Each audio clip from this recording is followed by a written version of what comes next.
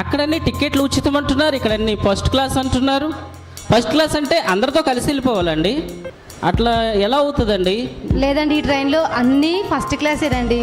దేవుడు ఎవరు నశించిపోవడం ఇష్టం లేక ప్రతి వారిని కూడా రక్షించని ఉద్దేశించి ఆయనలో పక్షపాతం లేదు అంటే కనుక అందరూ సమానమైన లేదండి, మీరు ఏదైనా ఉంటే దాయకండి, దయచేసి టికెట్ వెల ఎంతైనా పర్వాలేదు, నాకు మంచి స్పెషల్ టికెట్ కావాలండి.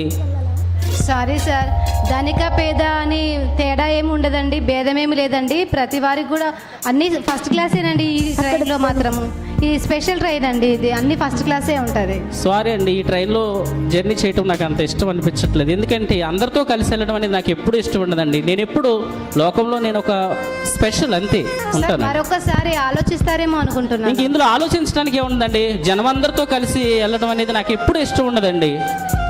ఉచితం అనేది నాకు అసలు ఇష్టం ఉండదు. నాకు టికెట్ ఉచితం అంటున్నారేంటి మీరు? అంటే నేను ఎలా కనబడుతున్నాను? ఉచితంగా మీ టికెట్లు మాకు ఎందుకండి? అలాంటి జర్నీ నాకు అవసరం లేదు, అందరితో కలిసి వెళ్ళవలసిన అవసరం నాకు లేదు. నేను స్పెషల్ ఎప్పుడైనా అంతే. ఆ టికెట్ వేలు ఎన్ని లక్షలైనా ఎంతైనా కొనుక్కుంటాను తప్ప ఉచితంగా వెళ్ళడానికి నాకు ఇష్టం లేదండి. సారీ అండి. సరే సార్, మరి మీ ఇష్టం. అయ్యో, ఈ మనిషి ఏంటి ఉచితంగా టికెట్ లేకుండా ఫస్ట్ క్లాస్లో ఇస్తామంటుంటే అలా వెళ్ళిపోతున్నాడు? అయ్యో పాపం కదండి.